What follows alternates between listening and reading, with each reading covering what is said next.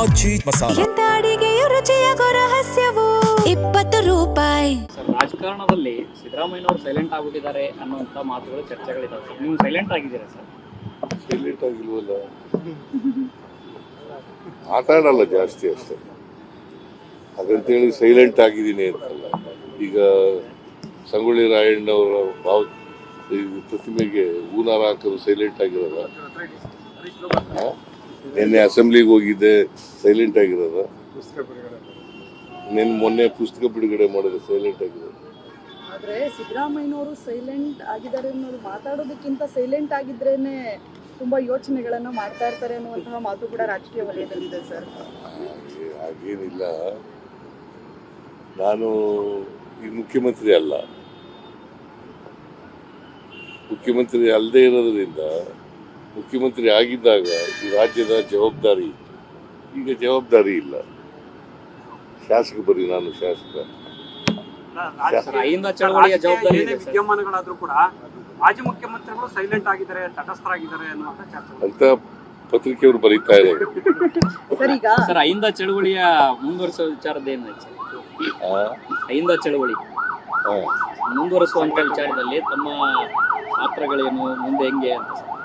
ಅಹಿಂದ ಇದೇ ಸಂಘಟನೆ ನಡೀತಾ ಇದೆ. ಶೋಷಿತ ವರ್ಗಗಳು ಹೆಸರಿನಲ್ಲಿ ಅಹಿಂದ ಸಂಘಟನೆ ನಡೀತಾ ಇದೆ. ಈಗ 6ನೇ ತಾರೀಕು ಹಿಂದುಳಿದ ಜಾತಿಗಳ ಒಕ್ಕೂಟದ ವತಿಯಿಂದ 25ನೇ ವರ್ಷ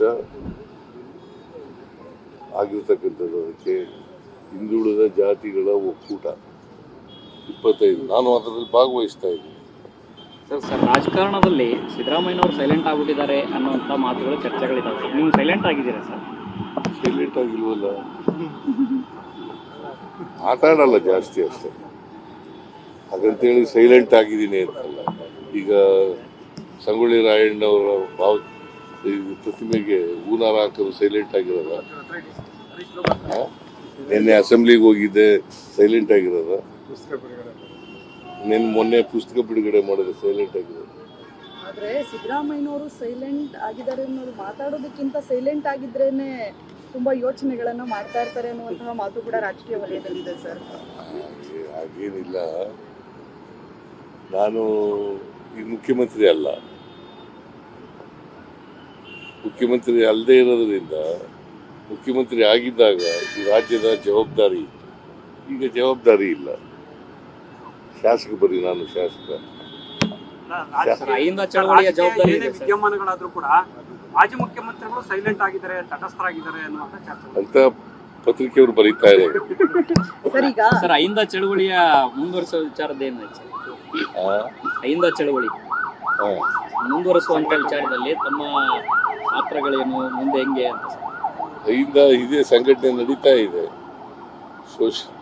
ಶೋಷಿತ ವರ್ಗಗಳು ಹೆಸರಿನಲ್ಲಿ ಅಹಿಂದ ಸಂಘಟನೆ ನಡೀತಾ ಇದೆ.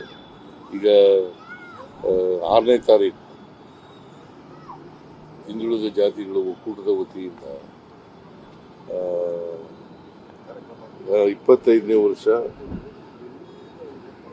ಆಗಿರ್ತಕ್ಕಂಥದ್ದು. ಅದಕ್ಕೆ ಹಿಂದುಳಿದ ಜಾತಿಗಳ ಒಕ್ಕೂಟ 25, ನಾನು ಅದರಲ್ಲಿ ಭಾಗವಹಿಸ್ತಾ ಇದ್ದೀನಿ.